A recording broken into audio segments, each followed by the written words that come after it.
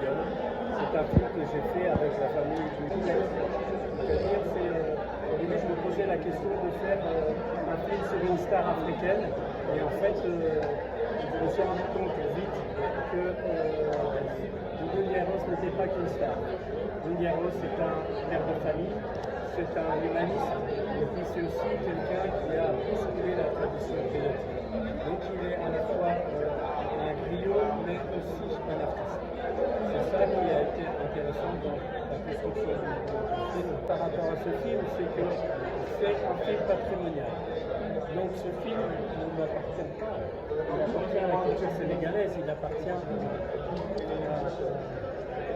la nation sénégalaise. C'est un patrimoine universel. Donc ce qu'a fait Doudou Ndiaye Rose, c'est universel. Donc maintenant, ça mérite le partage. Et ce que je voudrais souligner, c'est l'implication de la famille. La façon dont on a fait le film, c'est parce que la famille, on l'a fait ensemble. Ça, c'est vraiment spécial. Ce que je souhaite, c'est qu'il y ait d'autres films qui soient faits sur Doudou Ndiaye Rose. Et la façon dont on a fait celui-là, c'est parce qu'on était ensemble.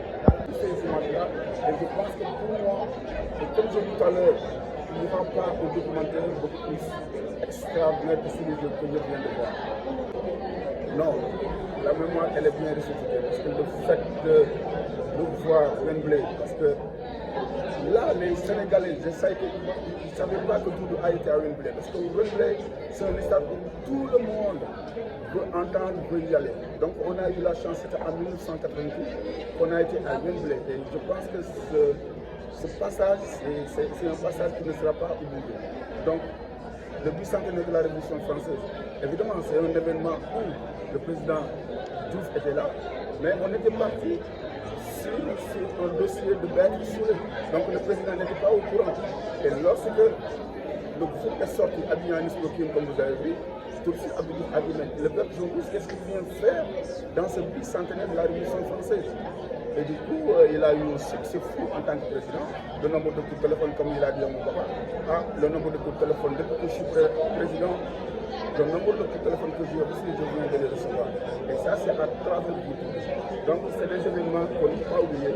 Heureusement que Jean-Marie a fait renaître tous ces documentaires-là pour que les Sénégalais puissent mieux connaître. Je sais qu'ils savent plus c'est de papier. Donc, comme j'ai dit à Jean-Marie Mallet, il a sorti le film à une date qui est extraordinaire. Donc, peut-être qu'au début, on ne pensait même pas à ça, mais c'est parce que le bon Dieu a voulu que ça arrive comme ça. Parce qu'on parlera des 10 ans de Doudou Ndiaye Rose, et là, automatiquement, le film est sorti sur ces 10 ans-là, et je pense que ça va être quelque chose où ça va marquer plus les 10 ans de Doudou Ndiaye Rose.